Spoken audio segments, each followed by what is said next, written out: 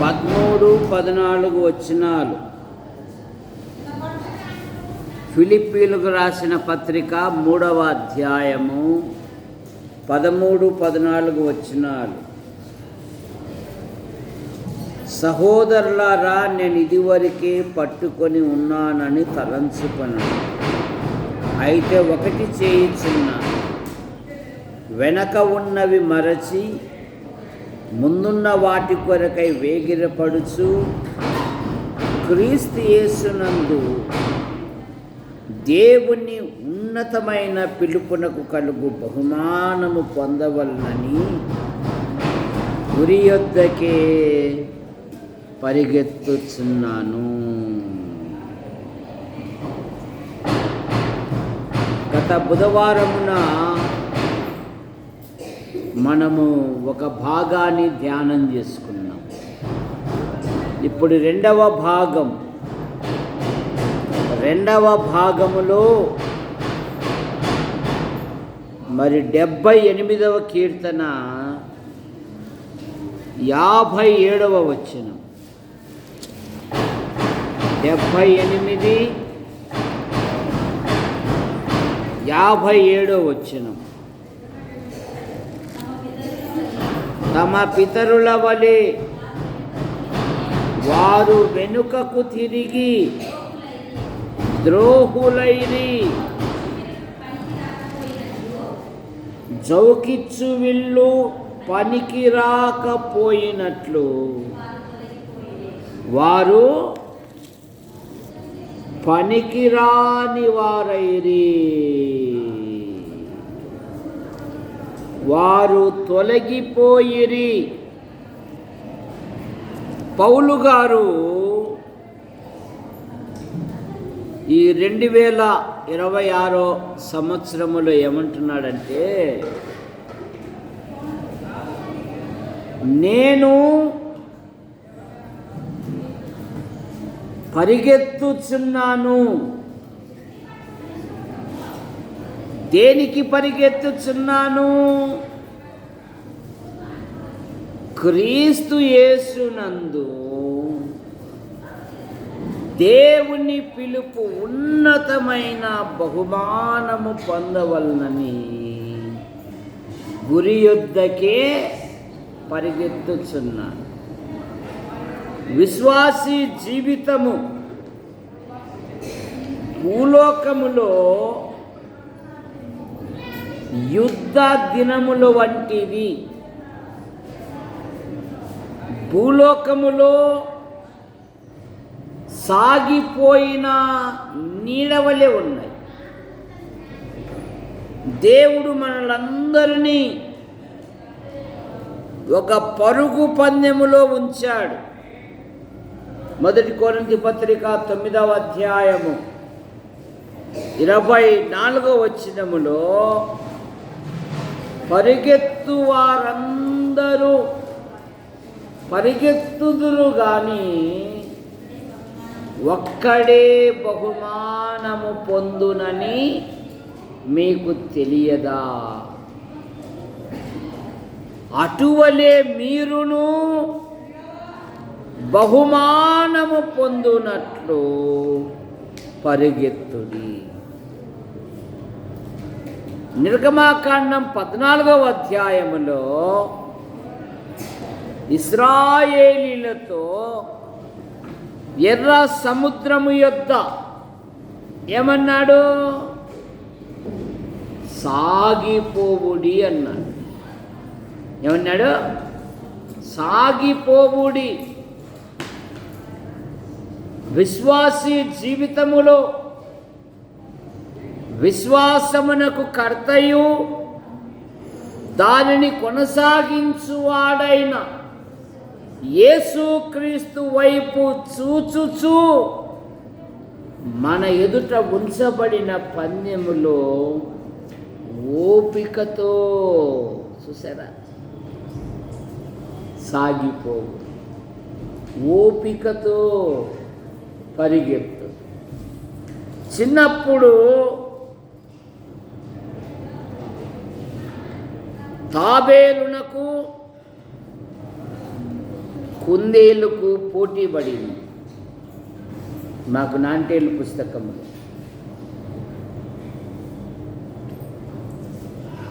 కుందేలంటుంది ఇది నాతో పోటీ పడుతుంది, అసలు పరిగెత్తుతుంది, అది ఇటు ఇటు పోయేది. నేను తలుసుకుంటే భైరవకొండ ఎక్కి మళ్ళీ దిగి మళ్ళీ ఎక్కి దిగ్గలను అని పోటీ పెట్టుకుంది. తాబేలేమో పరిగెత్తుతుంది, నడుస్తుందరా, ప్రాకుతుంది కదా, ఇటు అటు అటు ఇటు అని. కుందేలేమో చెంగు చెంగు చెంగు చెంగు నెగుడుతూ ఉంది. ఇదేమో పరుగు, ఇద్దరు పరుగు ప్రారంభించాయి. కుందేలు కలుపు వచ్చింది. అది ప్రాకి ప్రాకి వచ్చే లోపల కాసేపు విశ్రాంతి తీసుకుంటాలేని అది అలా పండుకుంది. ఓహో పండుకున్నావా, ఉండు నీ కథ చెప్తానని అది ప్రాకుతూనే పోయి జెండా తీసుకొని కుందేలు దగ్గరకు వచ్చి ఇదిగో అదే పరిగెత్తుతా అంటుంది. ఏ పరిగెత్తులేవులే, నేను తెచ్చేసినా లేదండి. చాలామంది ఇట్లాగే కుందేలు స్వభావం కలిగి ఉన్నారు. ఆరంభములో ఎంతో ఆసక్తి చూపుతారు, కానీ చివరి వరకు దాన్ని కొనసాగించలే. పౌలు గారు ఏమన్నారు? మంచి పోరాటము పోరాడి తిని నా పరుగు తుదముట్టించి తిని విశ్వాసమును కాపాడుకొంటిని. ఆ దినము నీతిగల న్యాయాధిపతి నాకొక్కడికే గాక తన ప్రత్యక్షతను ఆపేక్షించి వారందరికీ ఆయన కిరీటం ఇస్తాడు అంటే. కనుక నువ్వు ప్రారంభించిన పరుగు తుది ముట్టించేంత వరకు ఎన్ని ఆటంకాలు వచ్చినా, ఎన్ని ఇబ్బందులు వచ్చినా, ఎన్ని అవరోధాలు వచ్చినా, నెహమ్య గోడ కట్టేటప్పుడు ఎన్ని అవమానాలు పొందాడో, ఇశ్రాయేలునకు క్షేమము కలగజేయ ఒకడు వచ్చనని విని దిగులు పన్నారు. ఇప్పుడు ఏమంటున్నారు? నెహమ్య గ్రంథంలోనికి రండి.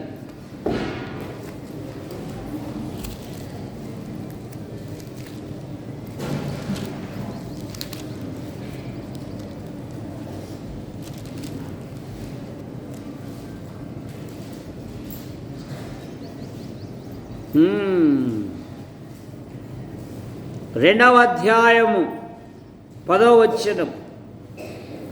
ఇశ్రాయేలునకు క్షేమము కలగజేయ ఒకడు వచ్చనని విని బహుగా దుఃఖపడిరి.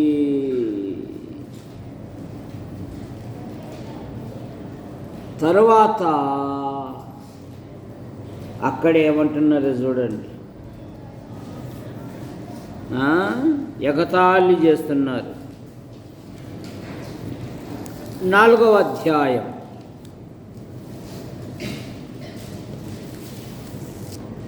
1వ వచనం.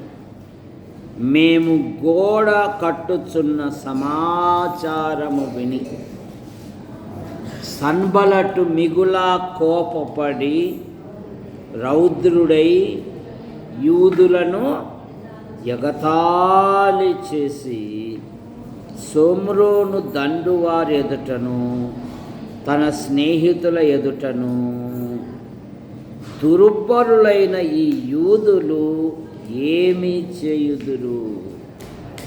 తామంతట తామే ఈ పని ముగింతురా, బలులు అర్పించి బలపరుచుకొందురా, ఒక్క దినమునే ముగింతురా.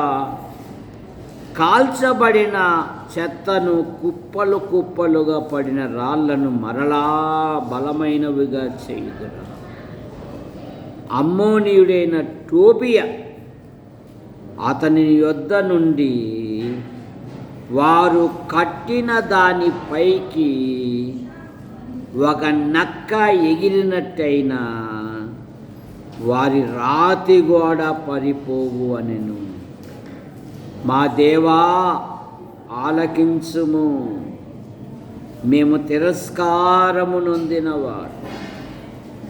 వారి నింద వారి తలల మీదకి వచ్చినట్లు చేసి వారు చెరపట్టబడిన వారై వారు నివసించు దేశములోనే